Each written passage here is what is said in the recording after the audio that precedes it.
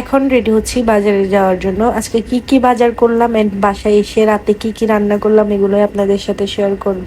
Hello everyone, সবাইকে জুজু and আসসালামু আলাইকুম। দিস ইজ তোরা ফ্রম তোরা ব্লগ। যারা আমার রেগুলার ভিডিও দেখেন তারা তো জানেনই আজকে আমি গ্রাম থেকে আসছি। তো সারা দিন না খেয়ে ঘুমানোর পরে আমি একদম সন্ধ্যার দিকে ঘুম থেকে উঠে রেডি হয়ে যাচ্ছি বাজারে যাওয়ার জন্য। বাসায় কোনো বাজার নাই আর হচ্ছে পেটে অনেক বেশি ক্ষুধা। কালকে সারা রাত জার্নি করছি আর এত পরিমাণ গরম ছিল, গরমের ঠেলায় হচ্ছে যে আমার পুরা ঠান্ডা লেগে গেছে আর ধুলাবালি তো ছিল, এই জন্য আমার ঠান্ডা লেগে পুরো ভয়েস সহ বসে গেছে। তো এই তো বাড়ি থেকে বের হয়ে রিক্সা নিয়ে হচ্ছে আমি চলে যাচ্ছি মিনা বাজার। যাওয়ার সাথে সাথে আমি একটা মুরগি নিয়ে কাটতে দিয়ে দিছি আর এদিকে আমি হচ্ছে লেবু নিতে চলে গেছিলাম। 4টা লেবু নিছি, এরপরে শ্যাম্পু নিছি, কন্ডিশনার নিছি, সাথে ডিমও নিছি অনেকগুলা। এরপর আমার বাসায় শাওয়ার জেল শেষ, এটার কারণে আমি শাওয়ার জেল একটা নিয়ে নিছি, সাথে 2টা স্পিড, রাতে আমার স্পিড খেতে হয়। এদিকে বাজারগুলো করতে করতে এদিকে আমার মুরগিটাও প্রসেসিং করা শেষ হয়ে গেছে। দেন আমি ধনেপাতা নিয়ে বিল করতে চলে যাই। যেহেতু ঢাকায় একা থাকি তাই নিজের কাজগুলো নিজেকেই করে নিতে হয় শত অসুস্থ থাকলেও। দেন আমি মিনা বাজার থেকে বের হয়ে আমার জন্য ভেন্ডি আর হচ্ছে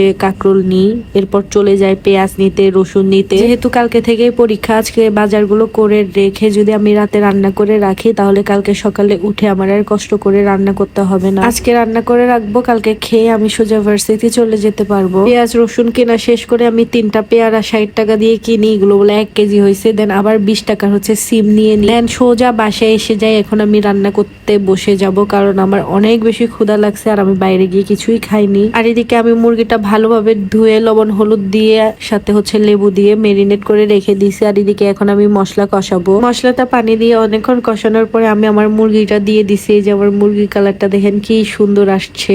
মুরগিটা আমি ঢেকে দিলাম, এরপর আমার ভাতগুলো হয়ে গেছে। আর এদিকে আমি মরিচ ভর্তাটা বসাই দিছি এই ফাঁকে। আজকে অনেক ভরপুর খাওয়া হবে কারণ মরিচ ভর্তার সাথে সবজি সিদ্ধ। আর এই যে আমার মরিচ ভর্তার ফাইনাল লুক। এদিকে আমার মুরগির মাংসটাও হয়ে গেছে, আমি উপরে হচ্ছে ধনেপাতা দিয়ে দিছি। আর কি কি সবজি সিদ্ধ করব এগুলো আপনাদের দেখাই দিয়ে। এই যে ভেন্ডি, সিম আর হচ্ছে কাঁকরোল। অন্য সবজি থেকে কাঁকরোলটা সিদ্ধ হতে একটু বেশি টাইম লাগে তাই কাঁকরোলটা আগে দিয়ে দিছি। দেন ওটা একটু সিদ্ধ হওয়ার পরে আমি হচ্ছে বাকি সবজিগুলো দিয়ে দিছি, ভেন্ডি আর হচ্ছে সিম গুলা। এরপর ঢেকে দিব যতক্ষণ না পর্যন্ত সিদ্ধ হয়। সবজিগুলোকে বেশিক্ষণ সিদ্ধ করতে হয় না, অল্প একটু লবণ দিয়ে কিছুক্ষণ সিদ্ধ করলেই হয়ে যায়। তো এই যে আবার সিদ্ধের ফাইনাল লুক। আর রান্না বান্না শেষ করে এদিকে দেখেন আমি বসে বসে পেয়ারা খাচ্ছিলাম আর আমার চুলের অবস্থা দেখেন কি করুণ অবস্থা। পেয়ারাটা একদমই মজা ছিল না, একদম বিচ্ছিরি ছিল। দেন আমি খেতে বসে যাই। এই যে মরিচ ভর্তার সাথে আমার সিদ্ধ সবজিগুলা, উফ ভাই জোস ছিল। যারা আমার মতো সবজি লাভার আছে তারাই বুঝবে যে সবজি খাওয়ার মজাটা কি। এন্ড সবার লাস্টে 2 পিস মাংস নিয়ে আমি আমার খাওয়াটা শেষ করে ফেলি। দেন বাসার সব কাজ শেষ করে আমি ফ্রেশ হয়ে ড্রেস চেঞ্জ করে আমার মুখটা আমার ফেভারিট